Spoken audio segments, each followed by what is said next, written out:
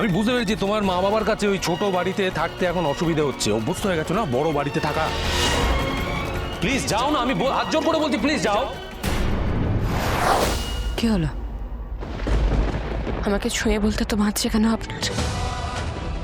মিথ্যা কথা বলতে পারবেন না বলে? এখান দিয়ে যাও, এখান দিয়ে যাও। মিথ্যা কথা বলাটা কঠিন, আমি জানি স্যার। আরে আমি করেছি, অপরাধ করেছি।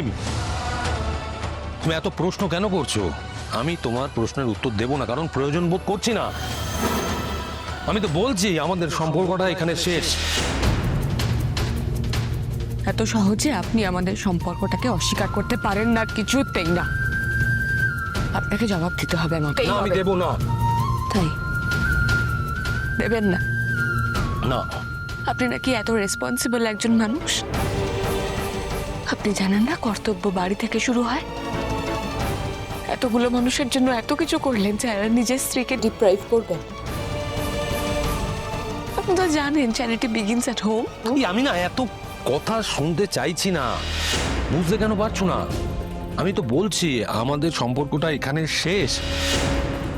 আর তুমি হয়তো ভুলে যাচ্ছ আমি তোমাকে ডিভোর্স পেপার পাঠিয়ে দিয়েছি। দেখো, আমি না তোমার সঙ্গে আর কোনো সম্পর্ক রাখতে চাই না। আচ্ছা, আপনারা এখানে আছেন তো?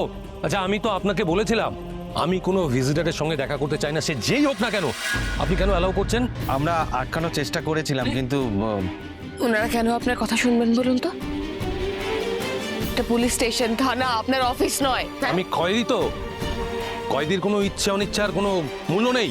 আপনি কথা দিয়েছিলেন স্যার,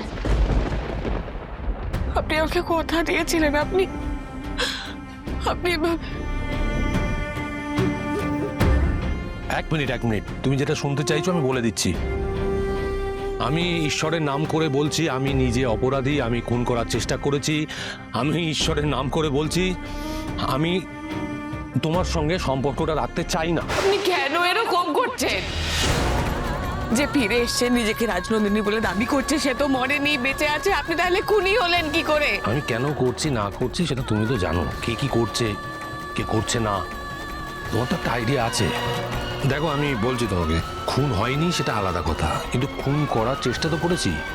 দেখো, খুন করা আর খুন করার চেষ্টা করা এই দুটোর মধ্যে বিশেষ পার্থক্য নেই, দুটো একই অপরাধ। আমি যখন অপরাধ মেনে নিচ্ছি, তাহলে তুমি কেন মাঝখানে ঢুকছো? আমি তো বলছি তুমি চলে যাও, তোমার মতো করে তোমার জীবনটা বাঁচো। আমি তোমাকে ডিভোর্স পেপার পাঠিয়ে দিয়েছি, তারপরেও তুমি এখানে আসছো।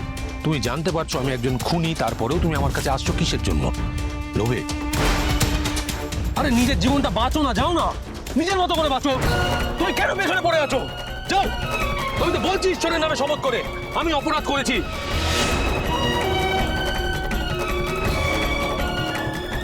আমি বুঝতে পেরেছি তোমার মা বাবার কাছে ওই ছোট বাড়িতে থাকতে এখন অসুবিধা হচ্ছে, অভ্যস্ত হয়ে গেছো না বড় বাড়িতে থাকা। দেখো, তুমি থাকলে না আমার সুবিধার থেকে অসুবিধাটাই বেশি হচ্ছে। কেন বুঝতে চাইছো না? স্যার প্লিজ যাও না, আমি হাত জোর করে বলছি, প্লিজ যাও। আচ্ছা অফিসার শুনুন, আপনি নিয়ে যান। আর প্লিজ কাউকে অ্যালাউ করবেন না, আমি বারবার বলছি আমি একা থাকতে চাই, কোনো ভিজিটার চাইছি না। বুঝতে পারছেন না? নিয়ে যান, তুমি যাও, আমাদের পথ এখানে শেষ।